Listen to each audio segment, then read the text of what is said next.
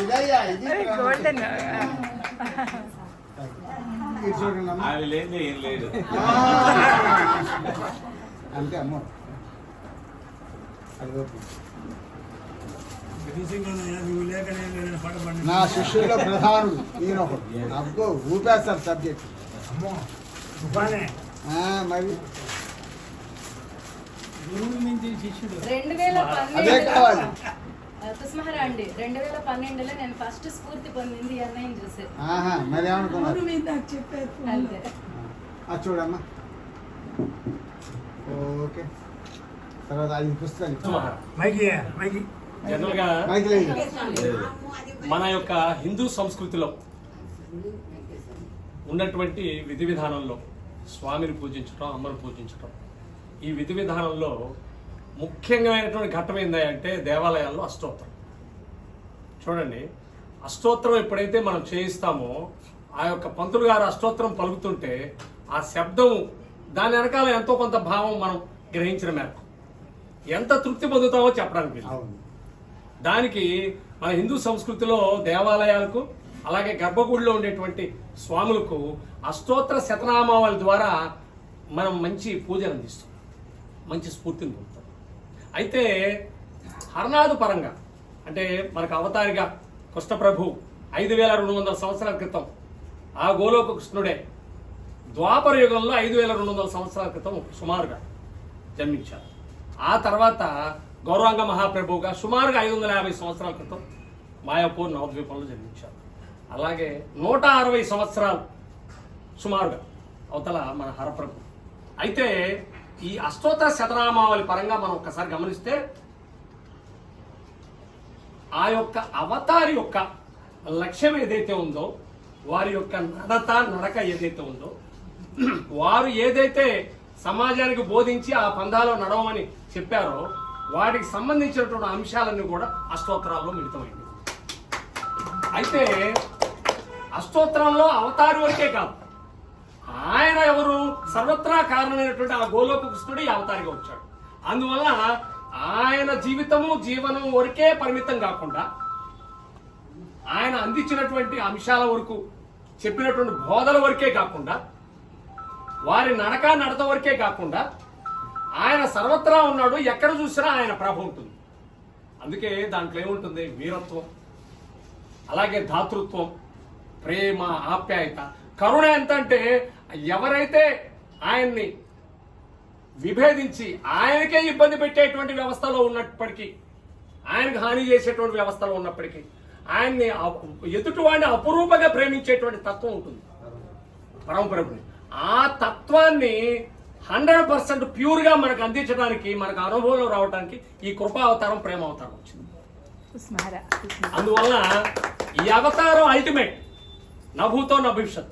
మళ్ళా ఇంతకన్నా ఈ ప్రేమను పంచడానికి ఇంకొక రూపంలో వస్తారా అంటే రావడానికి సాధ్యం కాదేమో అనిపిస్తుంది. ఎందుకంటే ఇంతకన్నా ఎలా వస్తాడు రావడానికి? వీళ్ళు పాగలహరనాథ్ చూసినా, ఆయన జీవితం చూసినా, జీసస్ ఒక్కసారి సిలువ వేయబడ్డాడు, ఆయన సిలువ వేయబడ్డాడండి. కానీ హరప్రభు కొన్ని వేల సార్లు సిలువ వేసుకున్నాడు. ఇంతటి అపురూపమైన కృపా అవతారం లేదు. మనం నెట్టేసిన వెంటబడేవాడు అటువంటి అవతారి. కాబట్టి ఆయన అష్టోత్తర శతనామావళిని, ఆమె అనుభూతులు, అనుభవాలు, దాని పరంగా భావం ఏదైతే తనకు అందిందో దాన్ని ఇవాళ అక్షరమాల రూపంలో మనకు శతనామావళి ప్రతి హెడ్డింగ్కి, ప్రతి శతనామావళిలో ఉండే ప్రతి ఆ యొక్క అష్టోత్తరంలో దానికి ఆమె వివరం ఇచ్చుకుంటూ వచ్చారు. ఇది ఎలా ఉపయోగపడుతుందంటే ఆమె ఎంతో మానసికంగా దాని గురించి ఆలోచన చేసి అనుభూతి పొంది ఏదైతే ఒక యజ్ఞంలాగా తన మనసు తయారైందో అది ఇవాళ మనకు యథాతథంగా తన భావాలని అక్షర రూపంలో మనకు అందించింది. ఎంత రెడీమేడ్ అండి, చాలా ఈజీగా. ఆమె అంత కష్టపడితే మనం గంట చదివితే వచ్చేస్తుంది విషయం. చూడండి ఎంత ఈజీగా ఉందో. అలాగా ఈజీగా శతనామావళి ఎక్కడ ఇవాళ అందరూ అమ్మ కనకలతమ్మను గుర్తు చేసుకోవాలి. 27 సార్లు ఆమె శతనామావళిని అన్ని చోట్ల తిప్పింది, అనేక చోట్ల చేశారు. పొదిలింది, కనిగిరింది, లేకపోతే గుంటూరు ఏంది, ఇంకోటేంది, కాకినాడ, అలాగా వివిధ రాష్ట్రాలతో సహా అది 241 సార్లుగా, అంటే 241 సందర్భాల్లో 27 సార్లుగా ఈ శతనామావళి నడిపింది. అయితే ఆమె అంత టార్గెట్ కాదు. ఏం చేస్తుంది అంటే ఆ తల్లి ఆ అష్టోత్తరాలు నడుపుతూ ఉండగా మిడిల్ ఆర్డర్లో, అంటే జనాలు కాస్త పోగవుతారు కదా, జస్ట్ ఉదయం నుంచి 3 గంటలు 4 గంటలు పట్టుద్ది, మన వాళ్ళంతా ఒకసారి రాలేరు కదా, అదేదో పీక్ మూమెంట్ ఉంటుంది. ఎట్లా మధ్యాహ్నం భోజన వ్యవస్థ అంతా వంట వరపంతా చేసుకున్నాక జనాలతో వచ్చి కూర్చుంటారు. ఆ సందర్భంలో ఆమె ఏం చేస్తున్నాయంటే ఆ తల్లి ఒక్కొక్క శతనామావళిలో ఉన్నటువంటి ఒక్కొక్క దాన్ని తాను వివరణ ఇవ్వడానికి ప్రయత్నం చేస్తుంది కొన్నిటి వరకు. అట్లా ఇచ్చినప్పుడు ఆ శతనామావళి పలికిన వాళ్ళు, చెప్పిన వాళ్ళు, వాళ్ళ ఒక మంచి భావం లోపల పొందుతూ ఉంటుంది. అందువల్ల ఈ యొక్క ఆమె కలిగినటువంటి భావుకత ఏదైతే ఉందో, అనుభూతులు ఏదైతే ఉన్నాయో అవి మనకు అందించడం వల్ల మనం చదివే ఆమె అనుభూతుల్లోకి మనం ఈజీగా రెడీమేడ్గా వెళ్ళటమే కాకుండా, ఇన్స్టెంట్ రెడీగా ఉంది మనం అనటమే కాకుండా, ఆమె అనుభవాలతో పాటు మనకంటూ స్వయం అనుభవాలు వస్తాయి. మళ్ళా అంతటితో ఆగదమ్మా. ఎట్లా వారి అనుభవం, వారి యొక్క అనుభూతులు ఒకటి వస్తే వీళ్ళకి మళ్ళా ఎవరికి వాళ్ళకి యాడ్ అవుతుంటుంది. ఒకరి షేర్ చేసుకుంటే ఎలా ఉంటుందంటే, బాబా చెప్తారు, మధురమైన పదార్థాలు ఒక్కడి తినేదానికన్నా అందరూ పంచుకొని తింటే అతి మధురంగా ఉంటుంది అంటాడు. అట్లాగే ఈ భావాలు కూడా ఏంటంటే ఆ తల్లికి వచ్చిందే కాదు, ఇది మనం మళ్ళా మననం చేయటం వల్ల, చదవటం వల్ల మనం ఇంకోళ్ళకి షేర్ చేసుకుంటూ పోతే మధుర పదార్థాలు ఎలా పంచుకుంటే ఎంత ఆనందం అయితే పొందుతామో అలాంటి ఆనందం ప్రాప్తించే అవకాశం 100%. ఆనందకంద, అందుకే ఆనందకంద. ఎంత కంద, ఎంత తీసినా వస్తూనే ఉంటాయి. కాపురానికి వెళ్ళేటప్పుడు ఆడపిల్లకి కంద బియ్యంలో పెడతారు. ఎందుకంటే ఆ కంద ఎన్నిసార్లు కట్ చేసినా మళ్ళీ ఆ పిల్లకి పునరుత్పత్తి ఎప్పటికప్పుడు జీవం. ఇది పరిస్థితి. ఇంకొక మాట, ఇక్కడ మాకు అమ్మ గురించి గుర్తుకొచ్చింది. జనరల్గా ఏంటంటే విమలమ్మ విరచిత కుసుమ హరనాథు, అంటే హరనాథుడు యొక్క శతనామావళి ఇవాళ మనం నడుపుకుంటూ ఉన్నాం. అనేక చోట్ల యావత్తా నడుస్తుంది. అలాగే కుసుమమ్మది కూడా అలాగే అష్టోత్తరం అనేది అందుబాటులో ఉంది. హైదరాబాదులో అయితే వేరే వారు ఎవరో నాకైతే గుర్తులేదు, కానీ వాళ్ళ చేత విరచితమైనటువంటివి నడుస్తున్నాయి. మాకైతే పొదిల్లో ఏదైతే హరప్రభు ఇది మనం చదువుకున్నామో అదే బాణిలో, అదే స్టైల్లో అమ్మ రాసినటువంటి మా కుసుమరాణి మీద రాసినటువంటి అష్టోత్తర శతనామావళి పొదిలి ఆ ఏరియాలో బాగా నడుస్తుంటుంది. అందువల్ల ఈ సందర్భంగా విమలమ్మ గారు హరప్రభు యొక్క సేవలో భాగంగా ఆయన యొక్క వీరత్వం కావచ్చు, సూరత్వం కావచ్చు, దయ కావచ్చు, ప్రేమ కావచ్చు, కరుణ కావచ్చు, ఆయన క్యారెక్టర్ ఏదైతే ఉందో అదే ఆయన క్యారెక్టర్ సర్వత్రా కూడా ఉండి గమనించి ఏదైతే మనకు అనుభవంలో తీసుకురావడం కోసం ఆ యొక్క అష్టోత్తర శతనామావళి ఆ తల్లి రాసిందో, అలాగే ఇక్కడ కూర్చున్న చిన్నావిడిగా ఆ కుసుమం మీద రాసి, అందువల్ల ఆమెకు మళ్ళా హృదయపూర్వక ఒకసారి వందనాలు తెలియజేస్తున్నాం. అలాగే ఇంకొక మాట, అది కూడా ఒక బుక్ కావాలి. రైట్, మంచి మాట. అది కూడా ఆ రూపంలో వస్తే ఆ అనుభూతి ఎందుకంటే ఇప్పుడు అమ్మలేందా అయ్యలేడు, వాస్తవంగా చెప్పాలి. అందువల్ల అయ్యలో ఉన్నటువంటి ఆ శక్తి గాని, ఆ ప్రేమ గాని, ఆప్యాయత కారణం ఎవరంటే అమ్మే. ఆయనలో ఉన్నటువంటి స్వరూపమే గాని ఇంకోటి కాదు. అందువల్ల అది కూడా మళ్ళా తర్జుమా అయితే తర్జుమా మీన్స్ అదే దాని భావకత, ఆ యొక్క అనుభూతి లేదని అందుతే బాగుంటుందని అనుకుంటున్నాను. ఇంకొకటి, ఇది ఎలా ఉంటుందంటే ఉదాహరణకు సీతారామయ్య పాటలు. సీతారామయ్య పాటలు అంటే సాధన అండి, సాధన. అది అలా హృదయపూర్వకంగా సమర్పణ. ఎక్కడ కూడా ఆనందంగా సమర్పణేటువంటి లక్షణాలే ఉంటాయి, కానీ దాని లోతుకు వెళ్తూ ఉండే కొద్ది. అయితే ఆ అనుభవాలు అందరికీ ఉన్నాయి. ఎంత మేరకు ఉన్నాయనేది ఎవరికి వాళ్ళకి వచ్చారు, ఒకవేళ ఒక్కో స్థాయిలో అందుతుంటుంది.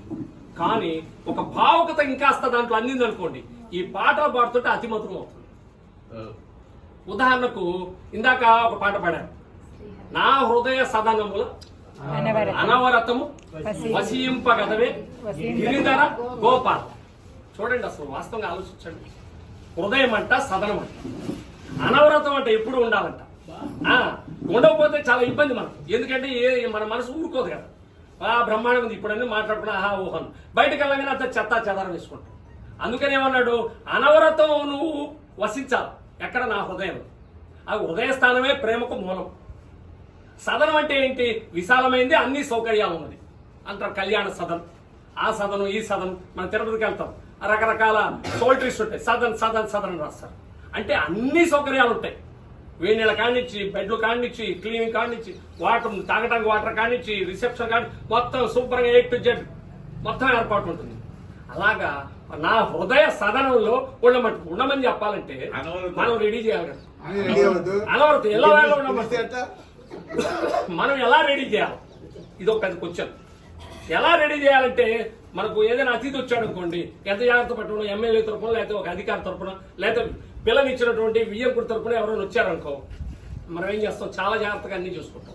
అట్లాగే ఈయన హృదయ స్థానంలో ఉండాలి. అయితే ఎవరిని పిలిచేటప్పుడు మామూలుగా హరగోపాల పిలవల, గిరిధరుని పిలిచాడు. చూడండి అసలు ఆయన సీతారామయ్య గారు పిలవటంలో చూడండి, దాంట్లో ఒక పెద్ద సాధన ఏంటి? ఏం పిలిచాడు? గిరిధరుని పిలిచాడు. అసలు వాస్తవంగా గిరిధరుని ఒకసారి మనం గుర్తు చేసుకుంటే, ఆ యొక్క బృందావనంలో అందరూ చాలా ఇంద్రుడి వల్ల చాలా ఇబ్బందులు పడుతూ, రాళ్ల వర్షం, రప్పల వర్షం, నానా ఇబ్బందులు పడుతుంటే, ఎందుకంటే ఆయన వదిలేసి ఆ యొక్క పూజ అంతా ఆ యొక్క కొండకే చేశారు, ప్రకృతి చేశారు. అంటే దీన్ని వదిలేశారు. ఇంద్రియాలది ఏం లేదు, అంతా అమ్మ ఇచ్చేదేను, అమ్మ నుంచే మనకు నచ్చేది, అందువల్ల అమ్మను పూజించడానికి అన్నయ్య చెప్పాడు. అమ్మను పూజించమని చెప్పినప్పుడు అమ్మను పూజించడం అయిపోయింది. ఎవరు అక్కడ ఉండేప్పుడు గోపికలు, గోపబాలు అంతా కూడా పూజిస్తే అక్కడ ఆయన కోపం వచ్చేసింది. ఎవరికి? ఇంద్రుడికి. నాకు ఇప్పుడు దాకా ఇంపార్టెన్స్ ఇచ్చారు, ఇప్పుడు తేడాగా ఉన్నారు, నేనేందో చూపిస్తాను. చూపించాలంటే రాళ్ళు, రప్పలు, వర్షాలు గందరగోళం అంతా, అగ్ని గందరగోళం చేశాడు. చేస్తే ఏం చేశాడు? కన్నయ్య పైకెత్తాడు. దేన్ని? అమ్మ యొక్క రక్షణలో మనం ఉంటే ఆనందమే, ఇంకా దాంట్లో రవంత తేడా లేదని దాన్ని రక్షణగా పెట్టాడు. చూడండి దేనితోటండి? శరీరంలో ఉన్నటువంటి అవయవాల్లో ఈ చిటికి నెల ఎంతదండి? ఆ చిటికి నెల పేరులో చిటిక చాలా చిన్న, దీనిలో ఆ గోరు కాస్త పెరుగుంటుందండి, దాని మీద ఎత్తాడు. చూడండి, ఎత్తితే అది రక్షణ అయిపోయింది. రక్షణ అయితే వాస్తవంగా ఇప్పుడు ఎప్పుడైతే మనం ఆయన పిలిచామో, ఎవరిని లోపల కూర్చోమని, మనకు ఆహాకారాలు, ఈహకారాలు ఉండవు. ఇక భయం లేదు. ఇక దొంగలు వచ్చి నా ఆస్తి పోగొట్టు తీసుకుంటాడని లేదు, లేకపోతే నాకు రావాల్సింది రాదేమనుకున్న టెన్షన్ లేదు, ఆరోగ్యం గురించి బాధ లేదు, పిల్లలకి ఎట్లా అది ఎట్లా ఏం లేదు, టెన్షన్ అంతా ఆయన ఉన్నాడు. నాకు ఆయన గిరిధరుడు వాళ్ళకి ఇంత రక్షణ చేస్తే ఎంత రక్షణ అని చెప్పండి. నాకు ఇంతే కదా నేను అడుగుతుంది. నాకు ఆయన ఉన్నాడు లేదు, భయం లేదు అనేటువంటి ఒక గొప్ప భరోసాలో ఉండటానికి ఆయన పిలుస్తాడు. ఎవరు? సీతారామయ్య గారు. రామయ్య ఇక్కడ కూర్చోవాలి. చూడండి అప్పుడు ఏమవుతుందండి? నెక్స్ట్ పార్ట్లోకి వెళ్తే దాంట్లో జరిగేటువంటి విషయాలు ఎలా ఉండాలి, ఎలా ఉండాలి, ఎలా ఉండాలి, దానికి వీడు రెడీ అయిపోతాడు. అంతకుముందు అంటే దాని గురించి దీని గురించి గిలగిల తనుకుంటున్నాడు కాబట్టి ఆయన వదిలేసి దీని గురించి తనుకుంటుంటాడు. ఇప్పుడు ఏమైంది? శాంతంగా, ప్రశాంతంగా, ఆనందంగా ఉంటాడు. ఎందుకు? ఆయన ఉన్నాడు నాకు భయమా? ఇప్పుడు నా దగ్గర 100 మందిని కొట్టేవాడు ఉన్నాడు, ఎవడో ఒకడు వచ్చాడు, నేను బలహీనుండే, వాడు బలవంతుడే. ఇలాంటి బలవంతుడు 100 మంది కొట్టేవాడు నా పక్క ఉన్నాడు, నాకు భయమైంది. అసలు ఆయన ఎంత హ్యాపీగా ఉంటాం. అలాంటి హ్యాపీలో ఉండేటట్టుగా పిలుస్తున్నాడు గిరిధర గోపాలని. అంతవరకే కాదు, ఆ పిలిచే దాంట్లో ఇంకోటి నెక్స్ట్ అంశం ఉంది. ఏం చేశారండి? ఈ యొక్క ఆ యొక్క గోప బాలు వాడు కొంకిగర్లు అడ్డం పెట్టారు. ఏం పెట్టారు? కొంకిగర్లు ఇట్లా అడ్డం పెట్టారు. పెడితే వాస్తవంగా చెప్పాలంటే కొంకిగర్లు ఆగుతాయి. ఆగకపోయినా ఎందుకు అడ్డం పెట్టారు? ఏమో కన్నయ్య చిటికినారు కదా, ఎక్కడ ఆయన ఇబ్బంది పడతాడు అని ఎవరు కూడా సహాయం చేయడానికి వెళ్ళారు. అంటే మనం కూడా ఆయన పిలిచాము అంటే మళ్ళా మనం ఏం చేయాలా? ఇతరులకు సహాయం చేయాలి. నువ్వు ఆయన వచ్చాడు నాకు బాగుంది కదా అని సంకలు కొట్టుకుంటే కుదరదురా. నువ్వు పిలిచింది ఎవరిని? హరగోపాలని కాదు, ఆయన పిలిచావు. అక్కడ తెలుసు కదా ఇన్సిడెంట్ అంతా ఎలా ఉందో. అందువల్ల కొంకికర్లు ఎలాగైతే వాళ్ళు సహాయం రూపంగా, సపోర్ట్ రూపంలో పెట్టారో, అలాగే మనం కూడా ఎవరికైనా ఆకలి అయితే అన్నం, లేకపోతే ఎవరికి అనారోగ్యం వస్తే అంత ఉంది కదా, పొజిషన్ ఇబ్బంది లేదు. లేదు చేత కాదు, సమాచారం ఉంది, పలానా చోట అయితే బ్రహ్మాండంగా భోజనం పెడతారు, పలానా చోట అయితే విద్య అందించేటువంటి వ్యవస్థలు ఉన్నాయి ఫ్రీగా. ఇలాగా వారికి ఏది కావాలో మనం చేత అయితే డబ్బుల ద్వారా, లేకపోతే శారీరక శ్రమ ద్వారా, లేదా మాట రూపంలో, ఈ రూపంలో మనం అందించడానికి సిద్ధపడాలి. మళ్ళీ ఆయన పిలిస్తే ఆయన ఎట్లా అంటాడు? తర్వాత నువ్వు తయారు చేసేవాడు, నువ్వు తయారు కావాలి ఊరికి, లేకపోతే ఆయన ఉండడు అక్కడ. రెండోది ఇంకొకటి, ఈ సింబాలిక్ చూడండి ఎలా ఉంటుందో. అంత అత్యంత అల్పమైనటువంటి ఈ చిటికెన వేలు, దానిలో ఒక గోరు పెరిగిన ఆ గోరు మీద నిలబెట్టాడు. అది ఎడమ ఇంకా మా గురువు గారు చెప్తే ఎడం చెయ్యి ఎడం చేయి అంటే కుడి చేతికి ఉన్న శక్తి ఎడం చేతికి ఉండదు, ఎందుకంటే నాకు అలవాటు తేడా ఉంది. అక్కడ ఏంటంటే గమనించాల్సింది దాని లోపల ఉన్న అంతరుద్దేశం. నామమే బీజం, నామమే ఆధారం. అంటే బీజం ఈ సృష్టికి కారణం ఆ యొక్క నామమే. సృష్టి ఆధారపడుతుంది ఆ నామమే. అంటే దాని అర్థం ఏంటంటే నామికి తేడా లేదు. నామమునకు నామికి ఏమాత్రం తేడా లేదు. అయితే నామి రావాలంటే కష్టం కాబట్టి నామం ద్వారా నామిని పిలుచుకోవాలి మేడం, అది వేరే కాన్సెప్ట్. సో అక్కడ ఏమవుతుంది, సర్వ సృష్టి దేని ద్వారా నడుస్తుంది? పరమాత్మ ద్వారా. అలాగే ఆ పరమాత్మ నుంచి వచ్చినటువంటి ఆత్మ ద్వారా సర్వ సృష్టి నడుస్తుంది. అది కనపడుతుందండి. ఇప్పుడు కనపడే స్థూలమేమో ఏనుగులా కనపడుతుంది, ఏనుగు లోపల ఉన్నటువంటి ఆ యొక్క ఆత్మశక్తి ఏమో రవంత కింద కనపడుతుంది. కానీ ఆ రవ్వంతే మోస్తుందిరా, ఈ సర్వ సృష్టిని మోస్తుంది ఏది? ఆ రవ్వంతే. ఎన్ని కొండలైనా మోయగలుగుతుంది. అంటే పరమాత్మ నీకు కనపడ్డు కానీ నీలో ఉన్నాడు, సర్వత్రా ఉన్నాడు, అంతా ఆయన మీద నడుస్తుంది. రవ్వంతా కూడా మీ మీద నడవట్లేదు అనేటువంటి సింబాలిక్ తెలియజేయడానికి మహానుభావుడు అది నిఖరం చేశాడు. అందువల్ల మనం ఎంత హ్యాపీగా ఉండొచ్చు, ఆనందంగా ఉండొచ్చు. అందువల్ల వ్యక్తుల ద్వారా కావచ్చు, వ్యవస్థ ద్వారా కావచ్చు, మనకి ఏదైనా హాని జరుగుతున్నా మనకు భయం లేనటువంటి ఒక స్థితిలో, ఇంకా వ్యక్తులకు కానీ వ్యవస్థకు కానీ మనం ఏదైనా మేలు చేసే వ్యవస్థ వెళ్ళేటువంటి ఆ సాధనా క్రమం ఏదైతే మన మనసులో మనసా వాచా కర్మను తయారయ్యే నిమిత్తం సీతారామయ్య గారి పాటలు ఒక మహాసాధన కారణం. అందువల్ల ఈ భావం తెలిసిందనుకోండి, ఎంతో కొంత మీకు ఇంకోళ్ళకి నాకు తెలిసింది, ఇంకా తెలిసింది కొంత, తెలియాల్సింది కొండంత, దీంట్లో అనుమానం లేదు. అందువల్ల ఆ తెలిసిన ఆ రవంకైనా కానీ మనం అలా ఇంకా తెలుసుకోవడానికి ప్రయత్నం చేయడంలో భాగమే ఇవాళ పుస్తకాలున్నటువంటి ఆమె అనుభవాలు మనకు అనుభవంలోకి రావడానికి కారణమవుతుంది. అలాగే ఎన్ని పాటలు పాడుకున్నా దాని యొక్క ఫలితం అయితే ఉంటుంది, నో డౌట్ ఎట్ ఆల్. కానీ ఫలితం ఇంకా మెండుగా దండిగా ఉండాలి అంటే ఆ భావగత వైపు వెళ్ళినప్పుడు రస హృదయంతో పాడగలుగుతాం. ఆ రస హృదయమే ఆనందానికి కారణమవుతుంది. ఆ రస హృదయం మంచి క్యారెక్టర్ బిల్డప్ కారణమవుతుంది. ఆ రస హృదయమే ఈ యొక్క జన్మకు ధన్యత చేసుకోవడానికి కారణమవుతుంది. కుసుమహర కుసుమహర కుసుమహర.